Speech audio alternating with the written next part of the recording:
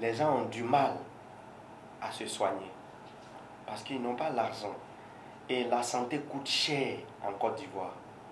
C'est pour cela que moi, député de la nation à l'époque, j'avais salué l'avènement de l'assurance maladie universelle qui ferait de la santé un coût à 1000 francs que les citoyens lambda se soignent. Malheureusement, la mise en œuvre de cette assurance n'est pas encore efficiente, n'est pas encore effective. On vient encore dire qu'il faut privatiser les établissements, les hôpitaux publics, les CHU. Pour moi, quand on prend le projet de l'assurance maladie universelle qui devait pouvoir faciliter l'accès à la santé publique aux populations lambda, qu'on n'a pas pu faire la mise en œuvre effective et qu'on retourne maintenant vers les CHU qui, en principe, pour les grands malades, sont adressés au CHU, qu'on aille privatiser, c'est vraiment rompre le contrat de santé entre les populations et les gouvernements.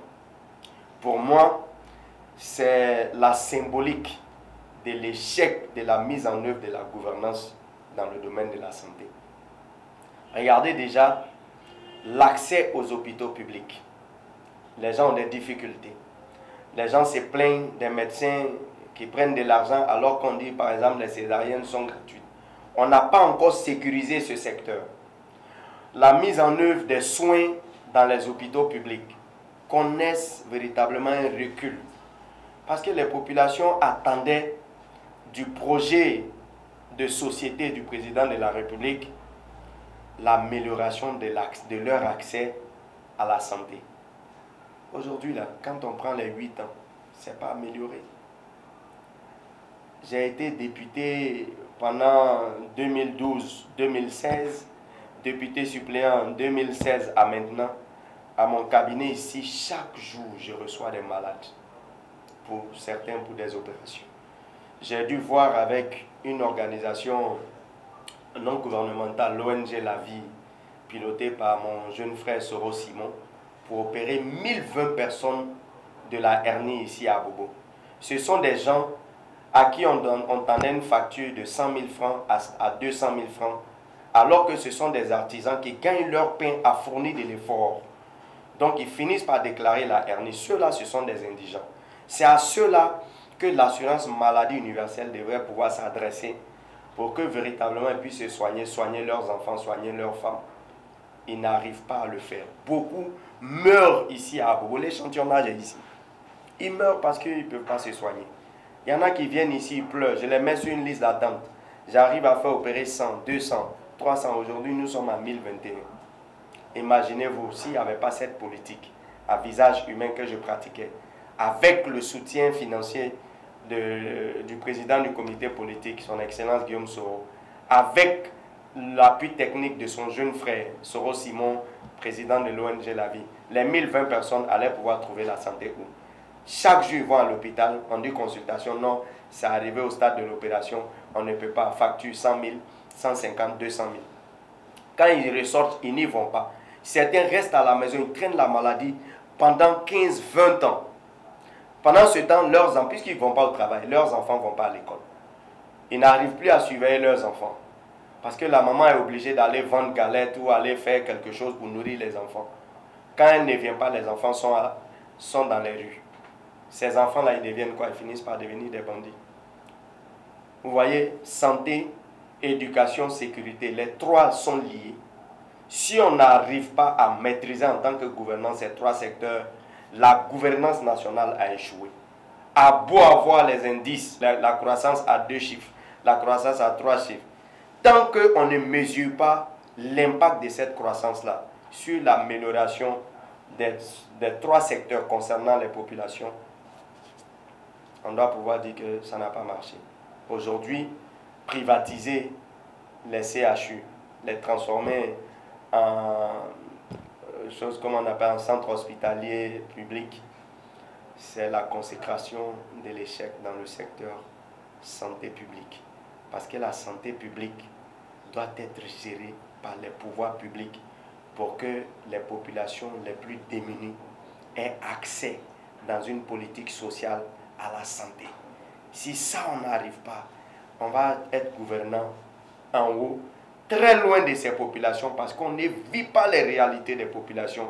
On ne sait même pas à quoi ça sert les actions qu'on mène, où ça s'en va, à qui ça s'adresse. On ne fait que prendre des mesures et puis on s'en fout de comment la population reçoit, comment la population vit. Pour moi, il faut que les gouvernants écoutent des gens comme nous. Nous, ce que nous faisons, c'est un peu comme le contre-pouvoir. Si un gouvernant nous écoute, le gouvernant pourra avoir un bon résultat en termes d'impact de la mise en œuvre de l'offre politique sur les populations.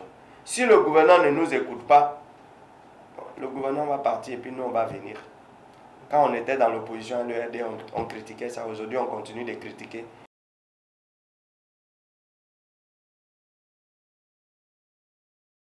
Je vais dire que Guillaume Soro n'a pas peur. Il est guidé par le souci impérieux de réussir la mission de la construction de la nouvelle Côte d'Ivoire. C'est cet esprit qui nous guide. Vous savez, l'avènement de la démocratie, l'avènement de l'état de droit, l'avènement d'une justice sociale ne peut pas se faire sans qu'il y ait une bataille. Et la bataille que nous menons est la bataille la plus saine parce qu'elle est purement politique. Elle n'a rien de militaire. Maintenant, si à côté de cela, au lieu qu'on nous encourage, au lieu qu'on nous écoute, parce qu'il y a ce que tes partisans te disent tous les jours, que ça va bien, tout va bien, et puis il y a qu'à aller écouter l'autre en face qui dit ça va pas, et puis de doser les deux, et puis de sortir la vérité qui peut t'aider à gouverner plus facilement. Si on veut faire taire ceux qui disent que c'est pas bon, ça veut dire qu'on veut s'enfermer dans un enlisement politique. Est-ce qu'on peut s'en sortir? Non, moi je pense que le président Alassane Ouattara, c'est notre père à nous tous. Nous avons travaillé à son installation au pouvoir d'État. Tous ceux qui sont autour de lui, je vous ai dit que j'ai été reçu à sa demande par le ministre d'État, ministre de la Défense, qui m'appelle son jeune frère. Mais si demain je dois être inquiété, je vais appeler mon grand frère pour dire que ma sécurité est précaire, ma sécurité est menacée. Il a le devoir de me rassurer. Donc ça, cette idée me rassure et ne m'effraie pas. C'est pour cela que de façon très aisée, je joue le contre-pouvoir, je n'insulte pas. Je dépeins la situation selon ce que je vis, selon ce que ma population vit, avec vérité, sans tricherie. Et puis, si je dois être inquiété, je vais aviser les autorités en charge de la sécurité et en charge de la défense. S'ils ne prennent pas leurs responsabilités, je vais me confier aux médias publics comme vous pour que vous me surveillez. Partout où on va me taper, vous serez témoin de ce qu'on m'a menacé, vous serez témoin de ce qu'on m'a enlevé, etc. Je pense que c'est ce que le président Guillaume Soro fait. Il joue son rôle d'acteur politique aujourd'hui, sorti du RHDP unifié. Vraiment, en toute conscience citoyenne et civique, sans peur, sans risque, il n'insulte pas. Et dit ça c'est pas bon, je ne rentre pas dedans. Je pense que c'est comme ça qu'on doit faire. Si vous ne faites pas comme ça, moi-même je cherche à devenir président et puis je fais la mise en œuvre de la gouvernance basée sur les 4 principes fondamentaux. Vous voyez, on ne cache pas ça. On leur dit sur quoi la gouvernance doit être basée. On leur dit les secteurs où ça ne va pas. Entre nous, c'est les aider ou bien c'est leur rendre la tâche difficile. S'ils pensent que la tâche est difficile, ils vont quitter.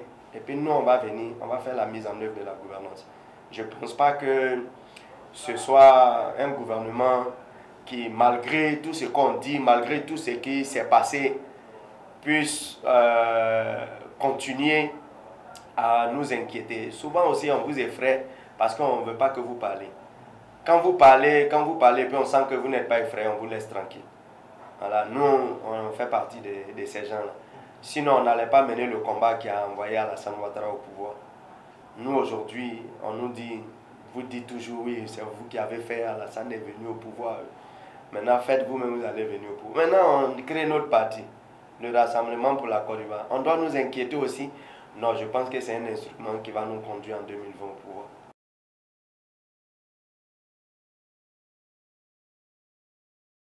L'appel que je veux lancer aux populations d'Agogo, c'est de ne pas avoir peur. Aux populations de Côte d'Ivoire, de ne pas avoir peur.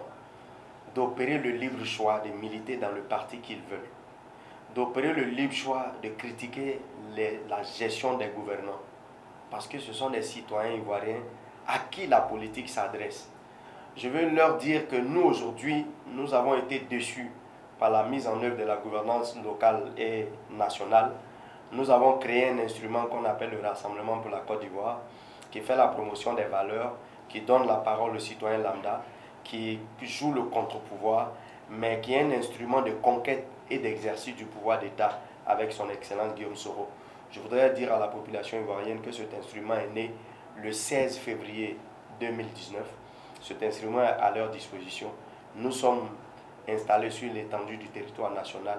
Nous sommes à leur écoute et nous les attendons. Je vous remercie.